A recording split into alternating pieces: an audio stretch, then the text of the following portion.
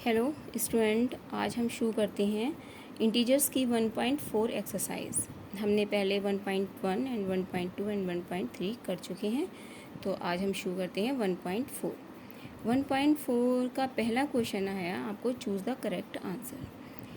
Choose the correct answer में first question है an elevator descent into a mine shift at the rate of 6 metre per minute. If the descent starts from 20 minutes above the ground level, how long will it take to reach 340 metre. यानी उसने कहा कि एक elevator है, वो ऊपर पहुंचने में के 6 मीटर पर आवर के लेता है time, metre per minute time लेता है। तो और वो जो ज़मीन से है वो ज़मीन से 20 मीटर एबव है। अब उसको 340 मीटर पहुंचने में कितना टाइम लगेगा? तो 20 मिनट तो वो एबव है ही, ठीक है। स्पीड, उसकी स्पीड कितनी होगी 340 मीटर में पहुंचने के लिए? स्पीड कितनी होगी उसकी 20 जो है उसका, वो तो है ही ऊपर ज़मीन से, प्लस 340 से और ऊपर जाना है। तो वो कितना ऊपर, उसको कुल मिला के कितना ऊपर जाना है? 360 मीटर। 360 मीटर उसको ऊपर जाना है। और टाइम हमको क्या दे रखा है? टाइम हमको दे रखा है 6 मीटर पर मिनट्स। 6 मीटर पर मिनट्स हमें टाइम दे रखा है। तो हम फार्मूला लेते हैं स्पीड का, स्पीड वो टाइम का, सॉरी डिस्टेंस है, ये स्पीड नहीं है, डिस्टेंस है, डिस्टेंस, ठीक है। इतना हमें डिस्टेंस करना है, तो स्पीड तो हमें निकालनी है ना, वो कितनी स्पीड से ऊपर जाता है, ये डिस्टेंस दे रखा है। क्योंकि 20 मीटर तो वो अबव है ज़मीन से, और 340 और ऊपर जाना है, तो उसे कितना डिस्टेंस कवर करना है ज़मीन से नीचे से लेके ऊपर तक। तो स्पीड का फार्मूला होता है हमारा डिस्टेंस अपॉन टाइम। ये तो आप लोगों को पता ही होगा, पढ़ा ही होगा, फार्मूले सारे याद करिए जो भी हैं। तो डिस्टेंस हमारा कितना है 360 अपॉन 6 मिनट का ही टाइम दे रखा है, ठीक है। हम डिवाइड कर देंगे, 6 6 36 10, यानी 60 मिनट। 60 मिनट का मतलब क्या हुआ? 1 आवर, यानी कि उससे 1 घंटा लगेगा ऊपर ये दूरी तय करने में। 360 मीटर डिस्टेंस पूरा करने में उसको कितना लगेगा टाइम? पूरा टाइम लगेगा 1 आवर का। ओके। हमारा सेकंड क्वेश्चन है an integers when multiplied by 4 and then divided by 9 become -24 is. तो हमें इंटीजर्स निकालना है जिसका मल्टीप्लाई करना है हमें 4 से एंड डिवाइड करना है हमें 9 से, और हमको जो आंसर जो आ रहा है वो आ रहा है -28। तो हम मान लेते हैं लेट इंटीजर, हम इसको इंटीजर को हम क्या मान कर लेते हैं? एक्स मान लेते हैं। तो उसने क्या कहा? एक्स 4 मल्टीप्लाई, यानी कि जो इंटीजर की मल्टीप्लाई हो रही है वो हो रही है 4 से, एंड डिवाइड वो किससे हो रहा है? डिवाइड हो रहा है वो 9 से। हम वैसे ही करते चले जाएंगे जैसे क्वेश्चन में दे रखा है, मल्टीप्लाई दे रखी है, मल्टीप्लाई करेंगे, डिवाइड दे रखा है, डिवाइड करेंगे, और उसका आंसर हमें कितना मिला है? उसका आंसर हमें मिला है -28। ये हमारा आ रहा है आंसर। यानी कि इंटीजर्स की मल्टीप्लाई हो रही है 4 से, डिवाइड हो रहा है 9 से, और हमारा कुल मिला के आंसर आ रहा है -28। हमें निकालनी है एक्स की वैल्यू, तो हम क्रॉस मल्टीप्लाई कर देंगे, नीचे 1 लिख लेंगे, क्रॉस मल्टीप्लाई कर देंगे हम। तो -28 into 9 is equal to X into 4। तो एक्स इज इक्वल टू कितना जाएगा? -28 इंटू 9 अपॉन 4। भाई ये मल्टीप्लाई में है तो इधर आके ये डिवाइड में हो जाएगा। ओके, तो 4 7 28, तो एक्स इज इक्वल टू 63। तो कितना आंसर आ रहा है? माइनस का 60, क्योंकि माइनस का 28 था इसलिए माइनस का 60 तैयार है। जैसे क्वेश्चन में काम हमने वैसे ही करा है। वो कह रहा है कि इंटीजर्स की मल्टीप्लाई हो रही है 4 से, डिवाइड हो रहा है वो 9 से, एंड उसका आंसर है -28। तो हमें इंटीजर्स निकालना है, कौन सा ऐसा इंटीजर्स है। तो हमने वही किया, क्रॉस मल्टीप्लाई की है और एक्स की वैल्यू निकाली है। एक्स की वैल्यू आ गई -63।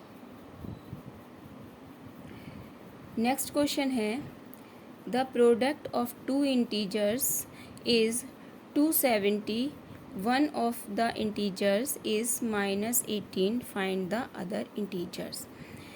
तो उसने कहा कि प्रोडक्ट का मतलब क्या होता है, यानी कि मल्टीप्लाई, यानी दो इंटीजर्स का मल्टीप्लाई उसने दे रखा है। इंटीजर्स का मल्टीप्लाई उसने कितना दे रखा है, 270। प्रोडक्ट का मतलब हो गया मल्टीप्लाई, तो दो इंटीजर्स का जो है वो मल्टीप्लाई 270 दे रखा है। उसमें से उन्होंने वन इंटीजर्स हमको दे दिया कि भाई एक इंटीजर्स ये है। अब दो दे दिए हमें, और उस इन दोनों में से इंटीजर्स हमें एक दे दिया। एक इंटीजर्स उसने कह दिया कि -18 है, ठीक है, उसने कह दिया कि एक -18 है। तो अब आप दूसरा सेकंड इंटीजर्स निकालो, यानी अदर इंटीजर्स निकालो। अदर इंटीजर्स उसको निकालना होगा। तो हम फार्मूला, मैंने एक इसमें का क्वेश्चन मैंने पहले भी कराया आपको, तो क्या था आंसर कि वन इंटीजर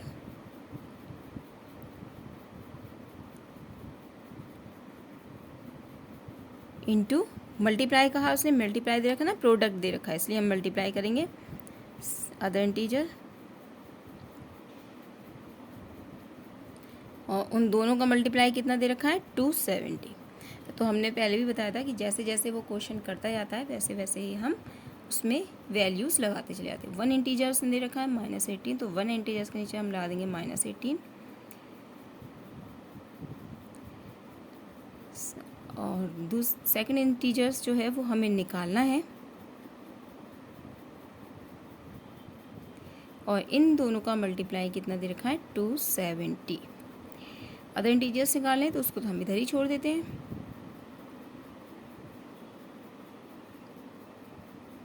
इक्वल टू 270, और ये इधर ये जो है वन इंटीजर, जो एक इंटीजर उन्होंने दे रखा है वो है यहाँ पर मल्टीप्लाई में, तो इधर जो आके हो जाता है वो हम डिवाइड में कर देते हैं।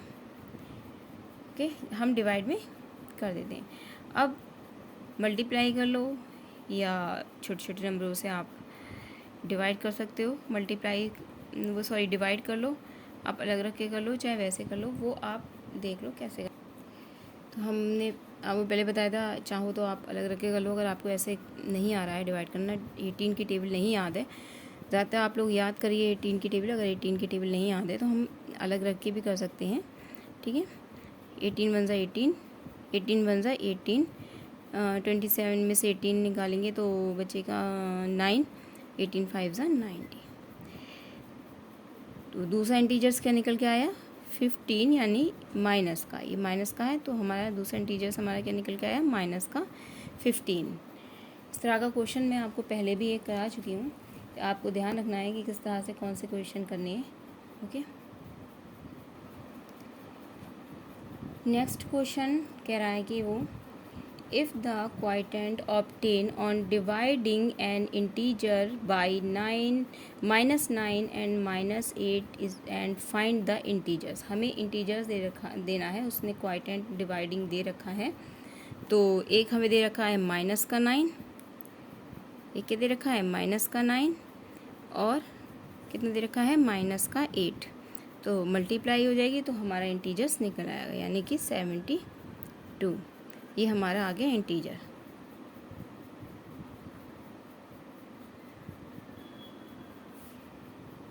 नेक्स्ट क्वेश्चन है, a plane is flying at a highest of 4,500 metre above sea level, यानी कि उसने कहा कि समुद्र से ऊपर एक प्लेन उड़ रहा है, उसकी हाइट कितनी है, 4,500 metre. At the particular point, अगर वो पर्टिकुलर पॉइंट से होता है, exactly above the submarine floating 1100 metre below sea level, what is the vertical distance between them. तो वर्टिकल डिस्टेंस निकालना है हमें,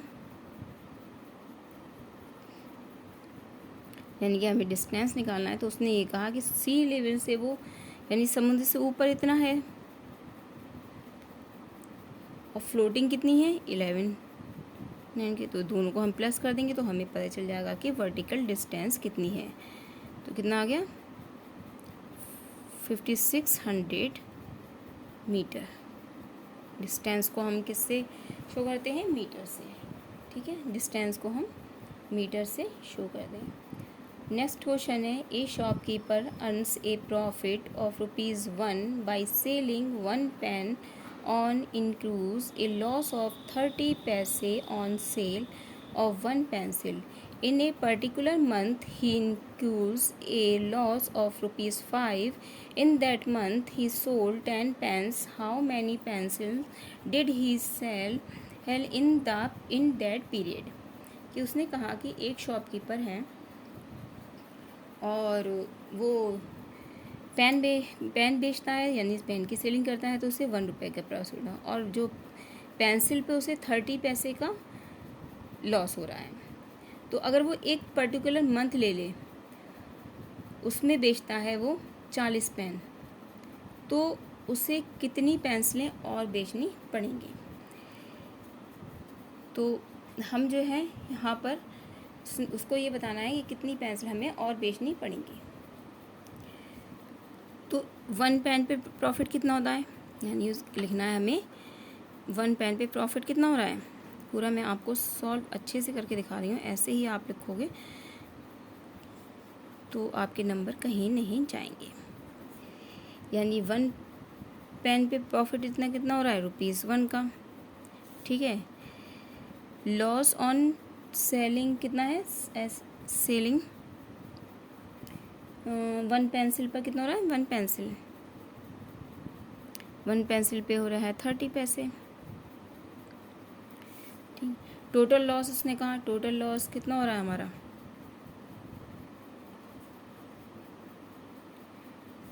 यानी कि 40 तो ये हो रहा है, यानी कि कितनी पेंसिलें बेच रहा है वो, सॉरी पहले हम प्रॉफिट निकालें ना, हम प्रॉफिट कितना हो रहा है, यानी प्रॉफिट हो रहा है हमें, यानी 40 पेन पे कितना प्रॉफिट हो रहा है, ₹1 का प्रॉफिट हो रहा है, तो ₹1 यानी कि उसके 40 रुपीज़ का प्रॉफिट हो रहा है। यानी कि हर पेन पे अगर ₹1 उसे मिल रहा है एक्स्ट्रा, तो कितना हो रहा है उसको प्रॉफिट, 40 का ही हो रहा है उसको प्रॉफिट। अब उस लॉस कितना हो रहा है उसको, लॉस कितना है, यानी कि 40 तो ये हो रहा है उसके प्रॉफिट, और इंक्लूड द लॉस ऑफ ₹5, यानी कि कितना हो रहा है ₹5 और इसमें कर दो, उधर लॉस हो रहे हैं तो कितना हो जाएगा 45। ओवरहेड कितना हो रहा है हमें प्रॉफिट ₹5 का, यानी कि 45 हो जाएगा। उसने कहा कि पूरा जितना भी है हमारे पेन बेचने में, हमें पूरा ओवरऑल जो है वो हमें ₹5 का लॉस हो रहा है, तो इसमें हो जाएगा इंक्लूड आएंगे ₹5।